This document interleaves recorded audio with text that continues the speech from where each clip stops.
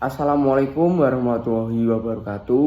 Perkenalkan, nama saya Wahyu Aji Wibowo, NPM 0083, kelas 6 atau semester 6, tepatnya di kelas 6B.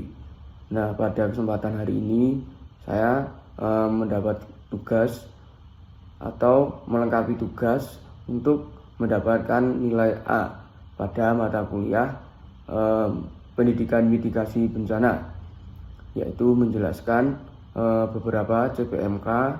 Dari CPMK 1 sampai 5 ada soal dari 1 sampai 14, menjelaskan selama 15 menit. Oke, langsung saja. Yang pertama, jenis-jenis bencana menurut Undang-Undang Nomor 24 Tahun 2007. Jenis-jenis bencana terdapat 3 macam. Yang pertama, ada bencana alam. Bencana alam yang disebabkan oleh alam seperti gempa bumi, banjir, tsunami, gunung meletus, tanah longsor, kekeringan, dan angin topan. Yang kedua, bencana non-alam. Bencana non-alam disebabkan oleh faktor non-alam seperti wabah penyakit, epidemi, kegagalan teknologi atau kegagalan modernisasi.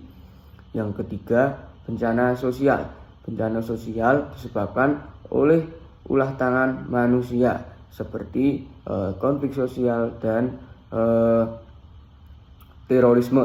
Yang kedua, hubungan hazard bahaya, vulnerability kerentanan, dan kapasitas alam dalam menentukan bencana di suatu wilayah. Yang pertama, hazard atau bahaya adalah suatu ancaman bencana. Yang kedua, vulnerability atau kerentanan adalah kondisi masyarakat menjadi mudah terdampak. Yang ketiga, kapasitas alam adalah kemampuan menghadapi dan mengurangi dampak bencana. Oleh karena itu, semakin besar bahaya atau hazard dan kerentanan atau vulnerability, maka risiko bencana akan meningkat. Namun, semakin besar kapasitas alam yang dimiliki suatu wilayah, maka tingkat risiko bencana dapat ditekan seminimal mungkin. Yang selanjutnya, nomor 3, wilayah-wilayah di Indonesia yang berpotensi mengalami gempa bumi dan tsunami. Yang pertama, Pulau Sumatera dan Aceh, karena berada di zona subduksi lempeng Indonesia, Australia, dan Eurasia. Yang kedua, Pulau Jawa, karena sering terjadi gempa akibat pertemuan lempeng di Pulau Jawa bagian selatan. Yang ketiga, Pulau Bali dan Nusa Tenggara, karena berada di jalur subduksi sehingga rawan gempa dan tsunami. Yang keempat, Pulau Sulawesi, karena dipengaruhi oleh banyak sesar aktif seperti sesar Palu-Koro Kemu, dan termasuk wilayah Maluku karena terdapat pertemuan beberapa lempeng tektonik. Yang terakhir, Pulau Papua. Pulau Papua ini memiliki banyak sesar aktif yang dapat memicu gempa. Yang keempat, hubungan Indonesia terletak di cincin api Pasifik dengan tingginya potensi bencana dan implikasinya terhadap pendidikan di SD. Menurut saya letak Indonesia yang berada di cincin api Pasifik atau wilayah pertemuan beberapa lempeng tektonik dan banyaknya gunung aktif membuat Indonesia sering mengalami gempa bumi, tsunami, dan letusan gunung api. Terus implikasi terhadap pendidikan di SD adalah mengajarkan mitigasi bencana sejak dini, terus melatih simulasi evakuasi secara rutin.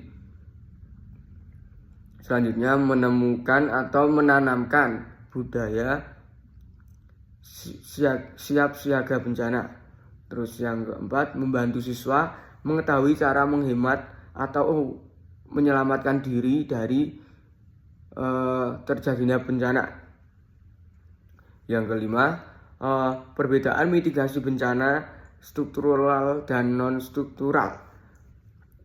Mitigasi bencana struktural adalah upaya untuk mengurangi risiko melalui pembangunan fisik atau infrastruktur. Misalnya mengurangi risiko bencana melalui membuat atau membangun tanggul banjir. Yang selanjutnya, mitigasi non struktural adalah upaya untuk mengurangi risiko bencana melalui seperti aturan, edukasi, dan peningkatan kapasitas masyarakat. Misalnya seperti pendidikan tentang bencana di sekolah, simulasi evakuasi bencana, penyusunan SOP atau standar operasional atau rencana tanggap darurat.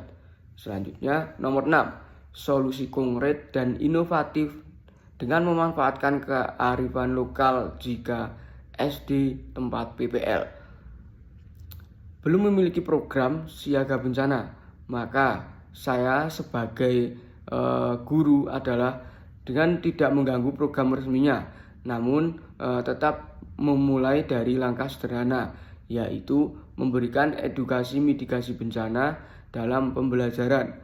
Yang kedua, mengadakan simulasi atau simulasi evakuasi secara berkala. Yang ketiga, membuat peta jalur evakuasi dan titik kumpul di sekolah. Yang keempat, melibatkan BPBD, orang tua dan masyarakat untuk saling bekerja sama.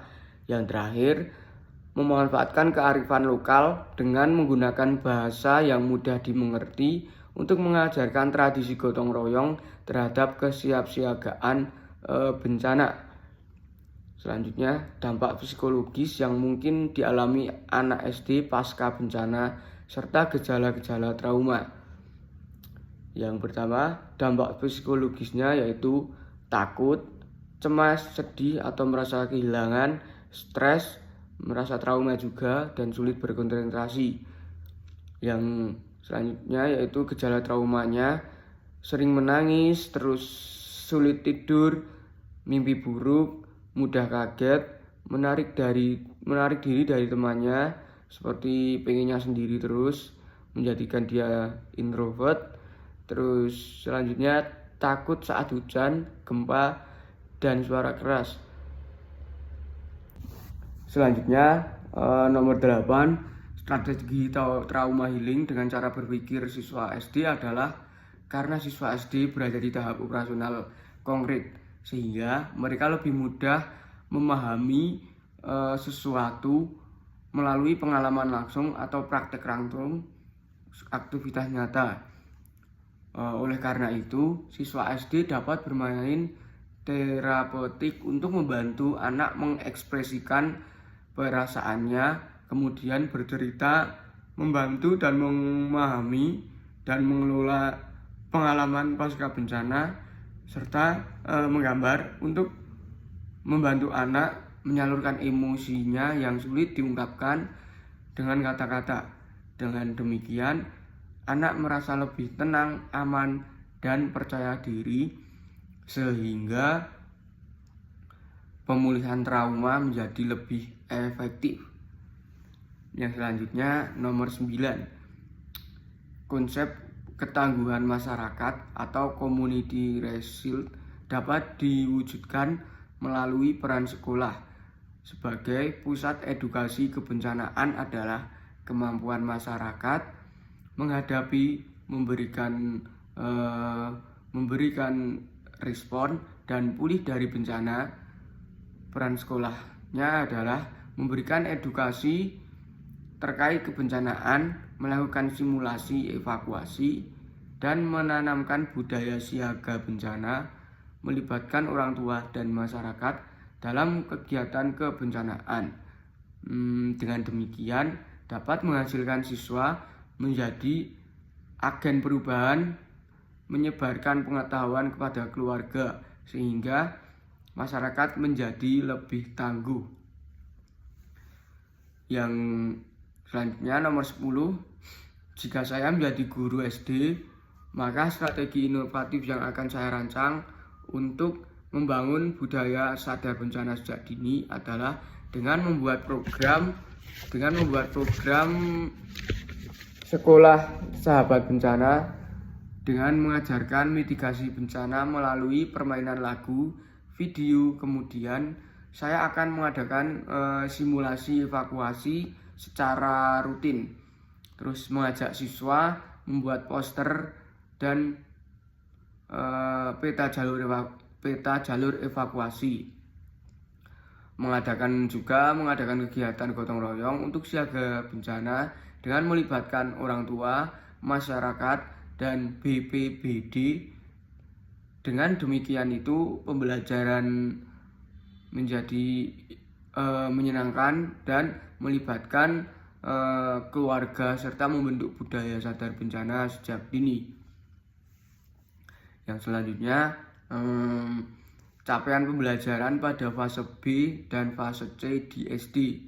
Menurut saya CP fase B dan fase C sudah memuat unsur kebencanaan, terutama pada materi melalui materi lingkungan, perubahan alam dan menjaga keselamatan. Namun muatan tersebut belum semuanya mempresentasikan pendidikan mitigasi bencana karena masih bersifat umum dan belum membahas secara spesifik kesiapsiagaan bencana. Oleh karena itu, guru perlu mengintegrasikan materi mitigasi bencana dalam pembelajaran, misalnya melalui simulasi evakuasi, proyek kebencanaan, dan latihan tanggap darurat. Dengan itu, siswa memiliki pengetahuan, keterampilan, dan sikap kesiagaan terhadap bencana. Yang selanjutnya, nomor 12. Skenario pembelajaran mitigasi bencana untuk materi gempa bumi selama 15 menit. Mungkin saya akan menggunakan model PJBL atau Project Based Learning. Metodenya saya akan menggunakan metode tanya jawab, demonstrasi, dan simulasi. Terus media yang saya gunakan yaitu video pendek tentang gempa bumi, terus gambar jalur evakuasi, dan peluit. Skenario pertamanya yaitu pendahuluan selama 3 menit, yaitu guru menunjukkan video singkat tentang gempa bumi. Terus selanjutnya dengan lanjutan guru bertanya kepada siswa apa yang harus kita lakukan terjadi gempa di sekolah. Selanjutnya yaitu kegiatan inti selama 10 menit, yaitu guru menjelaskan penyebab gempa dan langkah-langkah penyelamatan itu seperti apa. Siswa selanjutnya mempraktikkan gerakan penyelamatan seperti gerakan drop, cover, hold on. Kemudian siswa melakukan simulasinya atau mempraktikannya menuju titik kumpul. Kegiatan terakhirnya, penutupnya selama 2 menit, guru bersama siswa menyimpulkan langkah-langkah saat gempa dan mengingatkan pentingnya untuk tetap tenang. Alasan saya memilih pendekatan ini karena siswa SD lebih mudah belajar melalui pengalaman langsung atau simulasi praktek. Maka siswa SD lebih mudah memahami dan mengingat cara menyelamatkan diri saat terjadi gempa. Yang selanjutnya analisis isu perubahan iklim dan mengintegrasi ke dalam SD. Perubahan iklim dapat menyebabkan cuaca ekstrim seperti hujan lebat, banjir, kekeringan, dan tanah longsor menjadi lebih sering dan lebih parah. Materi ini dapat diintegrasikan dengan pembelajaran tentang lingkungan, proyek menanam pohon, dan menjaga kebersihan, edukasi hemat air dan pengelolaan sampah, dan simulasi kesiapsiagaan bencana. Tujuannya agar siswa peduli lingkungan sekaligus siap menghadapi bencana. Dan yang terakhir, tantangan literasi kebencanaan di era digital dan langkah-langkah guru. Tantangan terbesarnya adalah banyaknya informasi di internet atau di media sosial yang belum tentu benar atau bersifat hoax, sehingga anak muda salah memahami tentang informasi kebencanaan. Oleh karena itu, sebagai guru, saya akan mengajarkan siswa untuk memilih informasi di situs-situs yang terpercaya. Langkah-langkahnya yaitu seperti mengajarkan memilih informasi dari sumber yang terpercaya, yaitu seperti situs atau websitenya BNPB atau BMKG. Yang kedua, menggunakan video animasi dan permainan edukatif.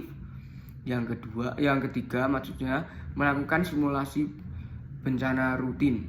Dan yang terakhir, melibatkan orang tua dalam edukasi bencana di rumah. Tujuannya agar siswa memiliki literasi digital yang baik, tidak mudah percaya hoax, dan menjadi generasi yang tangguh dan sadar bencana. Sekian penjelasan dari saya guna untuk melengkapi tugas dan untuk melengkapi nilai saya menjadi nilai A di mata kuliah Pendidikan Mitigasi Bencana. Apabila ada kurangnya saya dimaafkan. Sekian, wassalamualaikum warahmatullahi wabarakatuh.